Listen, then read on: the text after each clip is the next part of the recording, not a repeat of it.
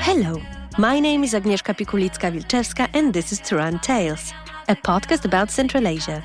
It delves into stories of people, politics, social change and more, and is part of my newsletter which you can support on Substack. Welcome and be my guest in the journey to Central Asia. Hi listeners! Last March, Tajik authorities demolished the Rohat tea house, one of the most iconic landmarks in Dushanbe. Built in 1958, it was one of the most beloved Soviet-era buildings, featuring traditional Tajik design. Arguably, it was the last symbol of Soviet Dushanbe to fall. Over the past several years, Dushanbe has been on a path toward modernization. New buildings, many of them Chinese-funded, have dotted the city's landscape, dramatically transforming its traditional architecture. What has driven this wave of development? Will it help Tajikistan become the next AI hub in the region, as the authorities hope? And what does it all have to do with environmental degradation, which has made Tajikistan one of the countries most vulnerable to climate change in the world? To answer these and other questions, we are joined by Sher Khashimov, a freelance journalist originally from Dushanbe and the author of numerous articles examining redevelopment and environmental degradation in Tajikistan. Welcome to Turan Talks.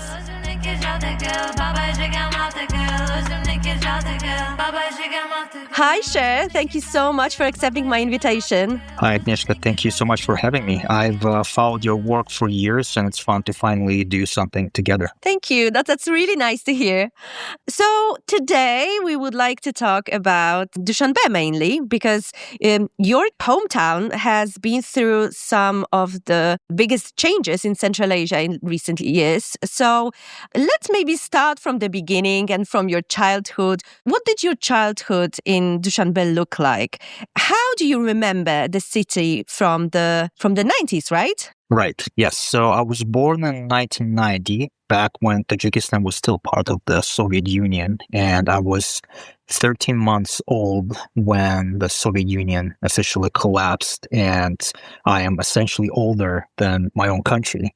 I grew up in Dushanbe. I was there until 2015, after which I relocated to the United States for grad school. And what I remember from 90s about Dushanbe, there's this Russian word, lampovy. I don't know if you're familiar with that, but what that word means is something very old school and cozy, and something that you look back on with a lot of warmth. And that would be the word that I would use to describe Dushanbe of my youth.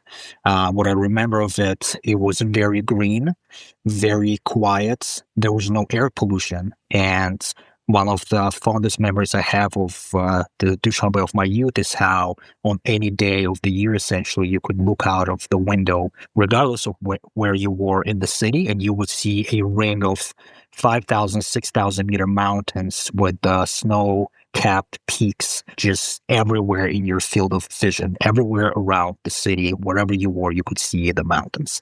It is not the case, unfortunately, anymore, and that's probably something that I miss the most about the city. Obviously, not all of it is as good as I remember. There were some downsides to Dushanbe of the 90s and 2000s. One of the main things that I remember when I look back to that time is rolling blackouts and electricity cuts, partially rooted in the civil war that was happening in Tajikistan in the 90s. And I remember spending a lot of the time in my childhood huddled with my family around a single candle on the table as we waited for electricity to come back on. And I remember how in the late 90s, early 2000s, there were days on end when we would have electricity maybe for 3 or 4 hours each day, and then most of the time would be spent in the dark, essentially. But the rolling blackouts persist, and Dushanbe hasn't gotten rid of it, as well as the rest of the country, and the city is growing in a way that many of us who grew up in the city in the 90s and 2000s are not very happy with, unfortunately. We will go back to that, as well as to the civil war and the electricity cuts and what it means today. But maybe let's go back to the very, very beginning. Dushanbe in Tajik, in Persian, means Monday. Mm-hmm. So where does this name come from? And if we can maybe talk about who built Dushanbe and what sort of influences have been the most visible in the city's architecture that you remember from your childhood? Right. So, yes, you're absolutely right. Dushanbe in Tajik means Monday. And the name of the city refers to the Monday market that occurred between the 5 villages where Dushanbe eventually grew. That market took place before the Soviets came to power in Central Asia. And in early 20s in 1924, when the Soviets declared Tajikistan as a Soviet autonomous republic, they decided that Hisar Valley, where those 5 villages were located, that would become the new administrative center for the newly born Tajik Soviet autonomous republic. That's where the city started growing. That's where the future capital of Tajikistan started growing. In 1929, when Tajikistan turned from an autonomous republic to a full-fledged Soviet republic, the city was given an official status and soon was renamed from Dushanbe to Stalinabad, named obviously after Iosif Stalin, then the head of the Soviet Union. First wave of real development in Dushanbe of that era happened in the second half of 1930s and through the first half of 1940s. That's when the first major Soviet buildings like the Theater of Opera and Ballet were erected in Dushanbe, as well as several administrative buildings. The first main avenues were laid down in Dushanbe. And then it sort of stopped there until the late 50s, when a man named Stefan Anisimov, a graduate of Leningrad Architecture School, was assigned to Tajikistan as the country's head architect. He arrived in Dushanbe in, I believe, 1956, if I remember correctly, and he brought with him a team of architects and engineers, all graduates of the Leningrad Architecture School. And they were essentially tasked with reimagining Dushanbe and building it into a true Soviet city.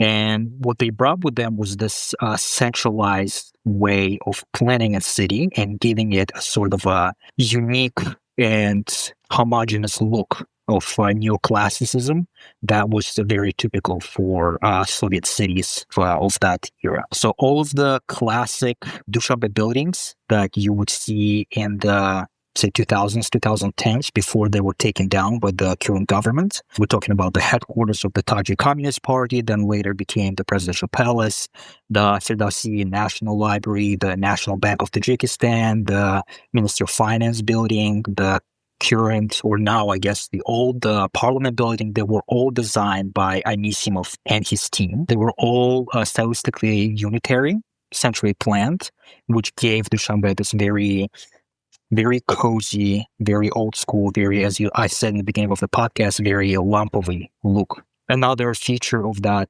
centrally planned Soviet style was tree-lined avenues. They took into account the heat in Central Asia and how hot the climate is and how dry the climate is in Central Asia.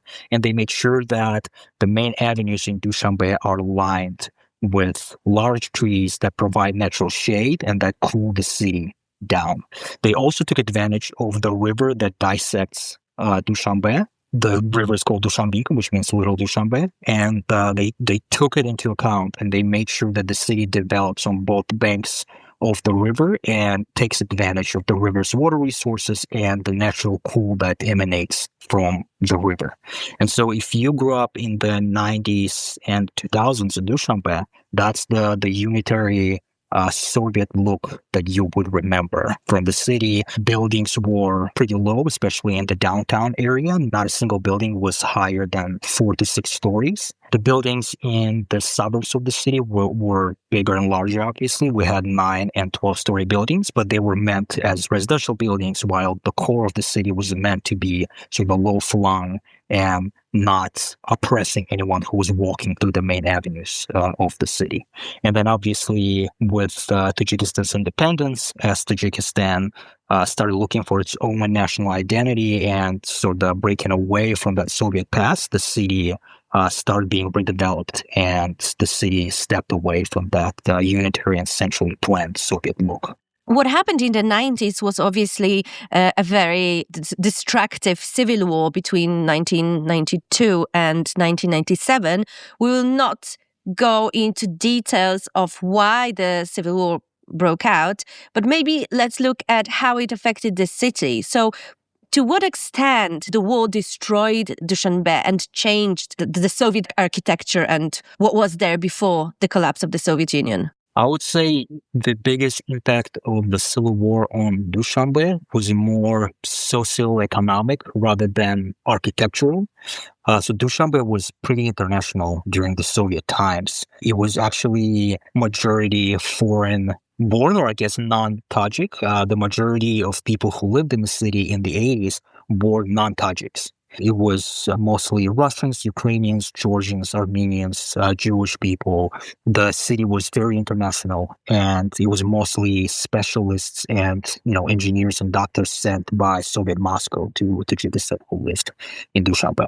And then the civil war broke out after the fall of the Soviet Union in Tajikistan in 1992, and the first year to year and a half of the fighting took place either inside Dushanbe or immediately outside of the capital. And then after 1993, most of the fighting spread out across the country, with Dushanbe being relatively in peace. Obviously, some of the civil war leaked into the capital, and there was some street infighting on the streets of the capital, but most of it was thankfully outside of the city. However, in 1992 and 1993, with mass protests and the first skirmishes of the civil war taking place in Dushanbe, that impacted the city's population, with a lot of or even most of the non-Tajik population of the city escaping the city. There was a massive brain drain in Tajikistan in the early 90s because of the civil war. The country lost a lot of its professional cadre, with most of the qualified specialist engineers, doctors, unfortunately, leaving the country. And my family actually has a history sort of tied to that exodus of a specialist. In 1991, my family and I lived at Vadanasos, which is sort of the northern outskirts of the city. And my family tried to relocate sort of more inside the city because it was not as safe on the outskirts of the city because of the civil war. So in 1992, my family sold the apartment at Vadanasos, and they purchased an apartment from an ethnic Korean family near the city's circus.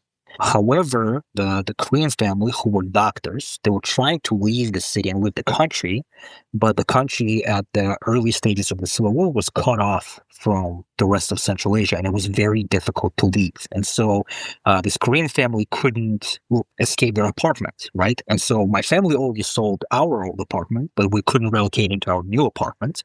And so for 3 or 4 months in late 1992, we were sort of stuck in limbo, and we had to relocate from one relative's house to another while we waited for that Korean family to be able to leave the country. And I remember how I don't remember, I turned 2 in November 1992. That's the story that my family likes to tell me. On my birthday in 1992, when I turned 2, several armed men broke into the apartment of grandmother, my father's mom, where we lived at the time, waiting for our new apartment. And they tried to take my father, who worked at the government, hostage. Both of my parents worked for the government in the 90s and early 2000s. My father worked for the executive committee under the president of Tajikistan. And he was the type of person who would be targeted back then during the civil war by the opposition.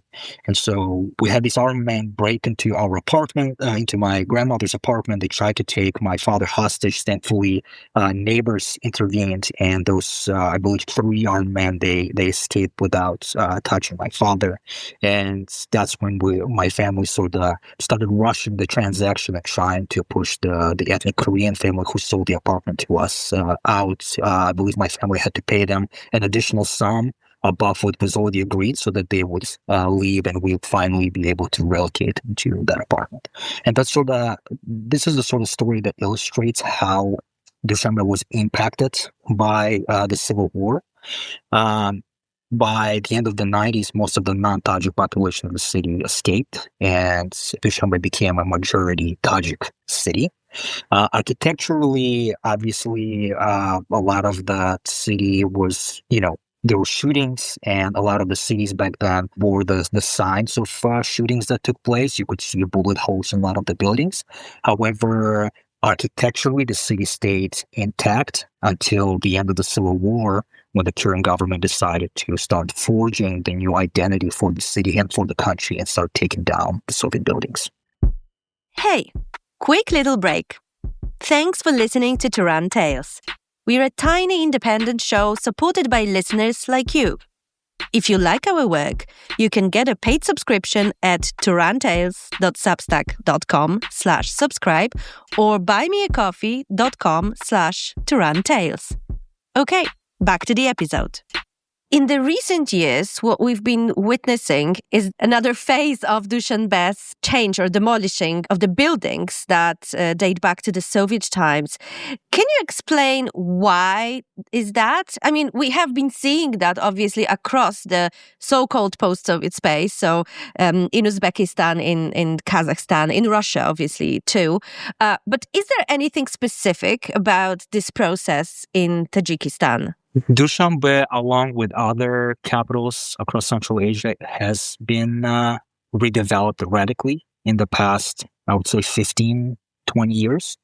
Part of it is a natural process of a city, developing and acquiring its own look, its own identity. Part of it is, sort of part of a natural economic development of any country, especially a country that recently acquired independence. Part of it is inherently Tajik in the sense that for most of Tajikistan's history as a country, the power in the country belonged to northern elites of the country, people who hail from, for example, Khujand, which is the second largest city in Tajikistan.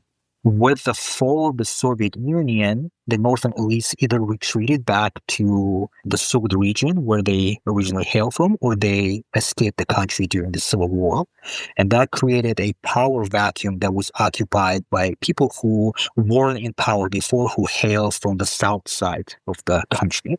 And they brought with them not just the desire to develop the national identity of Tajikistan, identity that is occurring independently of any empire for the first time in the history of the country. But they also brought with them the resentments of the Soviet times when they were excluded from the power structures of the country. And these resentments that they, I believe, carry with them is forcing them to abandon the Soviet legacy and erase it as much as they can and shape both Dushanbe and the country in their own image and free of any sort of past where they couldn't take part, right? And so what you're seeing in Dushanbe in the past 15 years is this mass destruction of Soviet buildings, and even the layout of the city that was laid down by the Soviets is being changed in favor of a more, I guess, a modern look that sort of resembles the cities in China or even Dubai in the United Arab Emirates. The low-flung Soviet neoclassical buildings are being replaced by these glassy high-rises and towers that, at least on the surface, don't seem to have any sort of central planning behind them. Stylistically, all those buildings don't seem to have any sort of central planned, unified look. They all are very stylistically different. But also, they don't seem to take into account Central Asia's climate and Central Asia's features, so to speak. Soviets intentionally didn't build large buildings in Tajikistan because Tajikistan, one, is a seismologically very active zone. There are a lot of earthquakes that happen in Tajikistan, and so erecting large buildings is an inherent risk, right? You could end up killing a lot of people during an earthquake if you erect large buildings. And two, Tajikistan is very hot. And so by erecting low-flung buildings and making sure that streets are lined with a lot of trees, the Soviets made sure that the buildings cool themselves naturally and don't accumulate much heat, right? These new towers, while equipped with ACs, cannot fight off Central Asia's heat as well as the Soviet buildings. And so what you have is these large towers that are overheating very easily, that do not fit the underlying infrastructure of the city, like the piping and the water infrastructure. And a lot of the experts who are not part of the current redevelopment in Dushanbe are worried that either a large earthquake is going to lay waste to a lot of the new buildings in Dushanbe sometime soon, or the city is going to outrun the capacity of its underlying infrastructure, and Dushanbe will run out of water. There are going to be problems with human waste that the city is generating, and essentially Dushanbe is going to become very unsustainable, which was not the case during the Soviet times when the Soviets took into account and all these factors and carefully planned for how the city should grow. Obviously, there are a lot of social consequences to this redevelopment. People are losing their homes that they occupied for generations, and they are forced to relocate either to new buildings or they're forced to relocate to entirely different parts of the city that are unfamiliar to them. And what we're seeing with that is a sort of a loss of collective memory in Dushanbe, with people who, grew up in one part of the city with their neighbors for generations, and they've developed as close-knit communities, and now they're being pushed out to different parts of town, and they're losing all these connections. They're losing that community, and the social fabric of Dushanbe that suffered so much during the Civil War is being torn apart even further by this development that the government is trying to sell as, economic prosperity and development of national identity, and as Tajikistan coming into its own. So while on paper Dushanbe looks like this modern, glossy capital, underneath this, there are a lot of issues that are not being addressed, unfortunately. And tell me, what do local people think about the changes in Dushanbe's architecture? Because I observed a similar process very closely in Tashkent, and you can say that there is a large group of people who are actually happy with the changes. They like this new Dubai-like style, and some of them argue that those old buildings, the Soviet residential buildings, were actually really in a bad state and they needed some sort of remake, update. So how do Dushanbe dwellers respond to those changes? I think that's the case in Dushanbe as well, where the Soviet elites and descendants of those Soviet generations view the redevelopment of Dushanbe as largely a negative thing. And, they condemn the destruction of the Soviet legacy. They condemn how the city is becoming less green and less sustainable. They condemn how it is impossible to recognize the city anymore and how hot the city is becoming. However, they are becoming a minority due to out-migration, due to natural death as they grow older. And the city is becoming more and more ethnically Tajik, with a lot of the city's population originating not in the city itself, but coming from outside of the city, from smaller towns or even villages across Tajikistan. And to them, redevelopment of Dushanbe is a positive thing. Obviously, to them, Dushanbe is becoming more sort of worldly in their eyes. It is becoming more modern. It is becoming glossy and, in their eyes, beautiful, and they definitely see this thing as positive.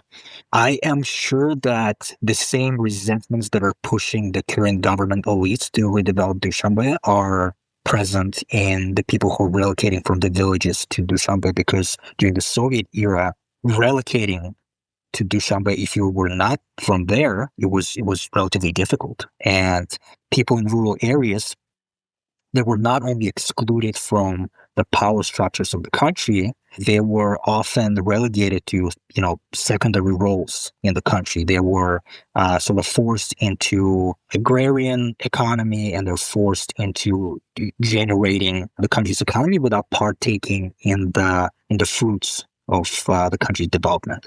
And so for them, pushing away that Soviet past and allowing them to relocate to Dushanbe and to see Dushanbe develop on their terms is undoubtedly a positive thing.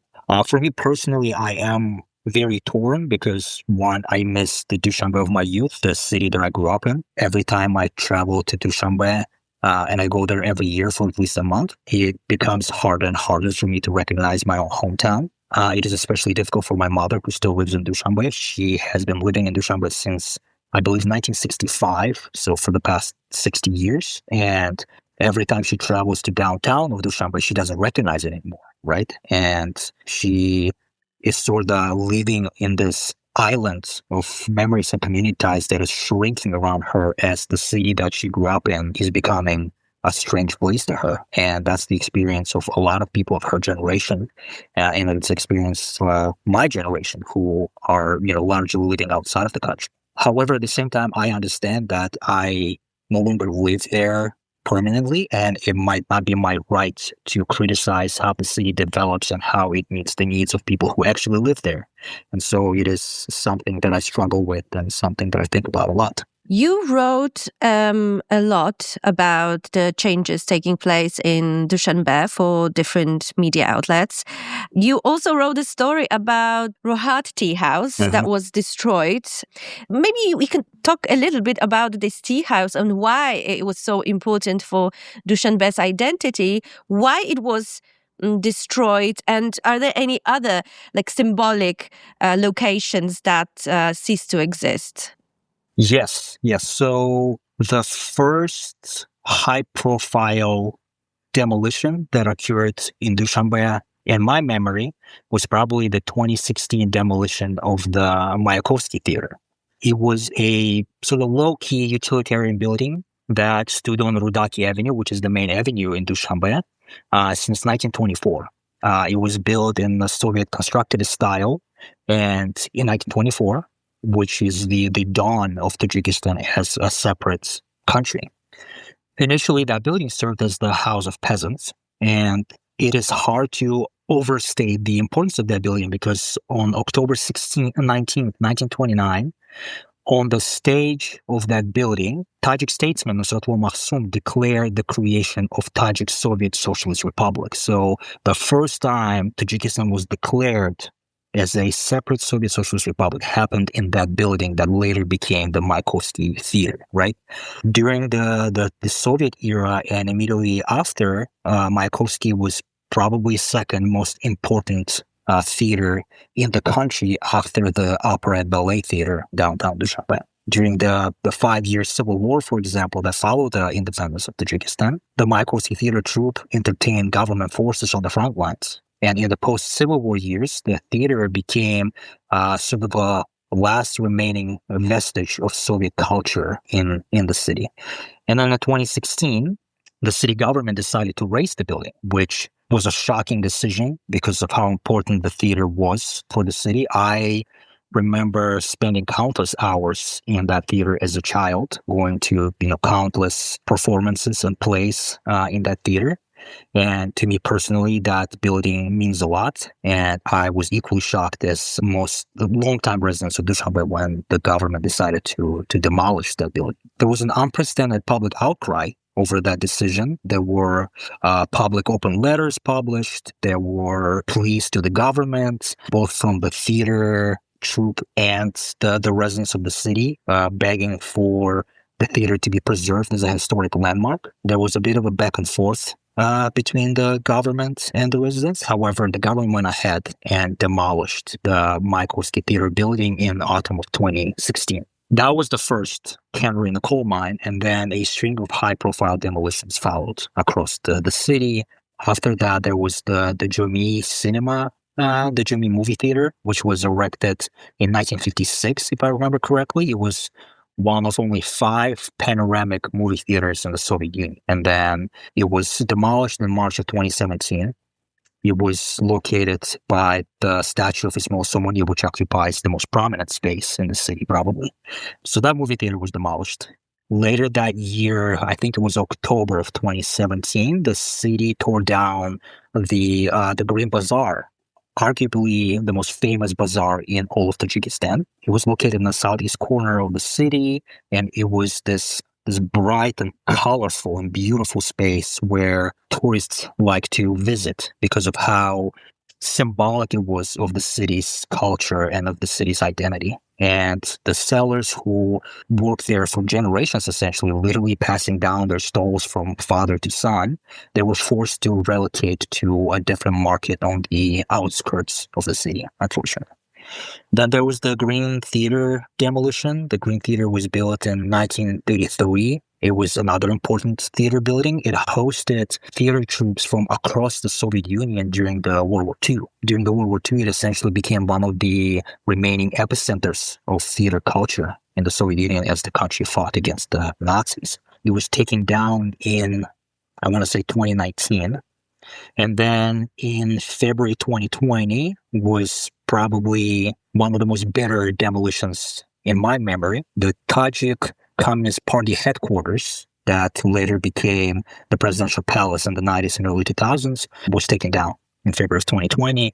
That building holds a special place in my heart because my father, who worked for the executive committee under the president of Tajikistan in the 90s and early 2000s, she worked in that building. And I spent countless hours there as a child, going to that building, spending time in my father's office and hearing my father's stories about, the president of Tajikistan and all of the important work that my father's team was working on in the 90s. And so that building, it was built in 1957. It was meant to commemorate the 40th anniversary of the October Revolution. It was this beautiful 3-storied, almond-colored neoclassical building. And it was an icon for the city. It hosted international communist icons back in the day, like Raul Castro, and Ho Chi Minh, Nikita Khrushchev, Leonid Brezhnev, Boris Yeltsin. They all visited that building during the Soviet era. And it was perceived as inextricably linked to the country's history. And yet it was taken down, and it has been replaced by a Chinese government-funded, I want to say 12 or maybe 15-storied new government building that sort of towers over the city, that is glossy, that looks new, but doesn't have that identity, doesn't have those ties to the country's history, unfortunately, but very much symbolizes the direction the city is going to. And then came the demolition of the Rohat Tea House. Rohat Tea House was one of the last remaining iconic buildings in Dushanbe.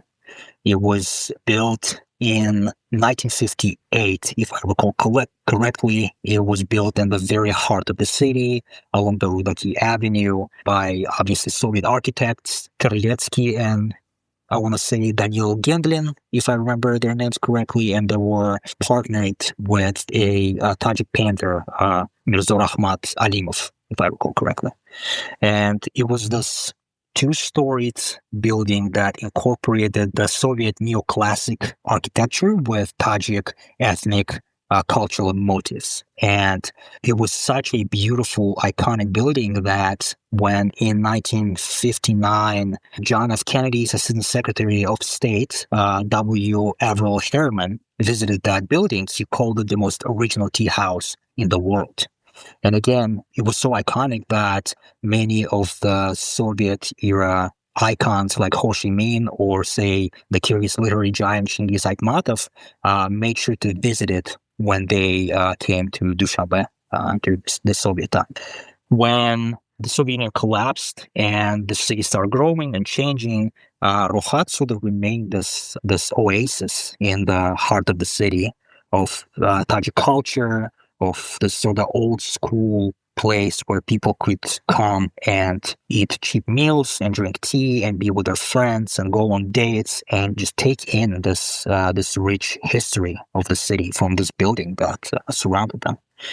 And the city government for a while promised not to demolish the Rohati house, but they kept going back and forth, occasionally declaring their plans to take it down. And every time that announcement was followed by a public outcry against that decision. And after several years of this sort of back and forth, the city finally decided to demolish it. And I believe it happened in the spring of 2025, I think March of 2025. And the demolition of the tea house was followed again by a public outcry and by a wave of social media posts with longtime residents of the city expressing their regrets and sharing their fondest memories of the Roha tea house. And I think the demolition of that tea house was sort of the last drop of the Soviet legacy left in the city. And from now on, Dushanbe is very much a new entity that has very few ties left to its past. You mentioned Chinese investments in Dushanbe. Tell me, how has the Chinese presence in Tajikistan changing the landscape? How is it changing the capital, Dushanbe, but also the rest of the country? So in the post-Soviet era, China has become Tajikistan arguably closest economic partner. China is Tajikistan's largest donor and the largest funder of infrastructure across the entire country, including in the capital. The Chinese government provided funds for a reconstruction of an important tunnel that connects Dushanbe to the north of the country. A lot of the national highways that connect the country's biggest cities to each other were reconstructed using funds from China. And a lot of the economic development in the mountains, especially the mining, is happening with Chinese funding. Dushanbe is not an exemption. A lot of Dushanbe has been redeveloped using grants and funding from China. Some of the most important new government buildings are funded by the government of China, and it can be witnessed by inscriptions and signs that surround those new government buildings. Oftentimes you have a large plaque in front of a new government building that, lists the name of the government building and how it relates to the government of Tajikistan. And then below it, there is usually an encryption in Tajik and Mandarin about the funding for that building being provided by the government of China as a symbol of close friendship between the two governments, which is a bit of a surreal sight to see when you're passing by this sort of overt sign of the influence of China in Tajikistan. Cities and even the country's energy infrastructure is also impacted by Chinese investments. City's largest coal-powered power plant was built using Chinese grants, and a lot of the cities and the country's air pollution and environmental pollution can be linked to this China-funded development, unfortunately. The city of Dushanbe has become incredibly air polluted. The site that I grew up with of the mountains surrounding the city and being visible from any point in the city is no longer there, unfortunately. And it is largely because of the smoke coming from the coal-powered power plant, as well as the cement factory and a few other sites that contribute to air pollution. The river that bisects the city and that is mined for gravel and for other materials used in construction of China-funded projects. That river is being polluted as well and is drying out. And as the river is dying out, the city no longer can take advantage of the natural cooling that emanates from the river, and the green cover that Dushanbe used to be famous for is dying out because it no longer has access to the abundant water resources of the river. And all of that, in one way or another, can be connected to how Dushanbe is being redeveloped and how grants from China are reshaping the city. This is actually directly leading us to the next topic that I wanted to discuss with you. So climate change. According to data, Tajikistan has recorded some of the highest temperature anomalies in the world in 2025. And it's also been one of the most affected countries by climate change. So what is next for Tajikistan now? And how does it relate to the government reconstruction of this, the city, and the government plans to create an AI hub in the country, as we discussed before our call? How to understand all those processes? The way Tajikistan has been redeveloping contributes to already bad climate change effects in the country. So I already mentioned air pollution. The smoke and the soot coming from trash burning, from the coal-powered power plants, from the cement factory, from all those air polluting activities, all that smoke drifts into the mountains and covers the country's glaciers in this black soot that then contributes to the melting of glaciers. That's one effect. Another effect is that as Dushanbe and the rest of the country is being redeveloped and is being covered in concrete more and more, concrete increases the reflective effect of each city, making the cities hotter, right? And unlike trees or grass or greenery that can absorb the heat and make a city cooler, concrete reflects the heat back, making the cities hotter. And so it contributes to rising temperatures in Tajikistan. As the country redevelops, it requires more water, it engages in mining, it engages in all sorts of extractive activities that tap and reduce the resources of the country.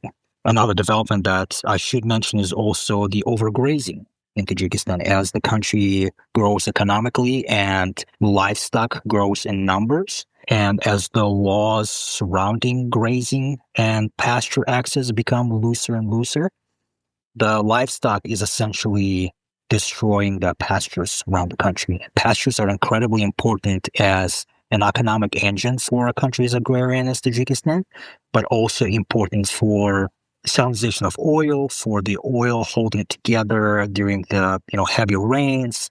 And the degradation of pastures contributes to the erosion of soil and eventual water pollution and similar effects. All of those disparate factors, all of those seemingly unconnected factors, they all contribute to increased vulnerability of Tajikistan and climate change. Tajikistan is a classic story of a developing country that contributes very little to the global emissions. Tajikistan's contribution to annual global emissions is not even 0.005%. It's absolutely minuscule. However, Tajikistan is one of the most vulnerable countries to climate change. Tajikistan is incredibly mountainous. 93% of the country is covered in mountains, and it has some of the biggest glaciers in the world. Tajikistan holds up to 60% of Central Asia's water reserves in those glaciers. And Tajikistan is incredibly dependent on those glaciers for its energy infrastructure because over 95% of the country's electricity is generated using hydropower. And that hydropower comes from the rivers that are fed by the glaciers in the mountains of Tajikistan. However, the air pollution, the degradation of soil, the reduction in natural resources of the country, all of that contributes to the melting of glaciers. Tajikistan has lost a significant amount of glaciers already, and it is projected to lose over half of its glaciers by 2050. What it means is that Tajikistan's energy infrastructure is going to come apart when there's not enough water in the rivers to power Tajikistan's hydropower plants. It means that the cities are going to run out of water, especially Dushanbe, as it builds out and up and it outruns the Soviet infrastructure that underlines the city. It means that the weather patterns are going to become even more unpredictable, making any sort of economic development harder to attain in a country that is already very mountainous and very hard to develop. And so the future for Tajikistan is bleak if the country continues on the current trajectory and if its energy infrastructure, its urban redevelopment, and other things are not reconsidered and planned differently. And all of that is kind of ironic considering how Tajikistan is trying to position itself as Central Asia's AI hub. It is initiative coming from the highest levels of the Tajik government, trying to make Tajikistan the epicenter of AI development in the region. And I'm not sure how they're going to achieve that because, one, Tajikistan has very bad internet infrastructure. Both the infrastructure and the political censorship of internet are very bad. Tajikistan, to this day, has rolling blackouts and electricity cuts across the country. That issue hasn't been resolved since the days of my childhood, which obviously impacts how you can develop any sort of AI infrastructure in the country. AI requires, aside from good internet access and electricity access, also requires a lot of water for cooling data centers required to run large AI models. And Tajikistan is running out of water because its glaciers that supply that water are melting away. And so the way Tajikistan is developing and the way it's trying to become the next AI hub in the world contradicts directly with the actions that are running Tajikistan into a corner. And it is a extremely fascinating trajectory that I am watching with, a lot of concern. Thank you so much, Sher. This was an absolutely fascinating conversation, and all the best to you. Thank you for having me, Agnieszka.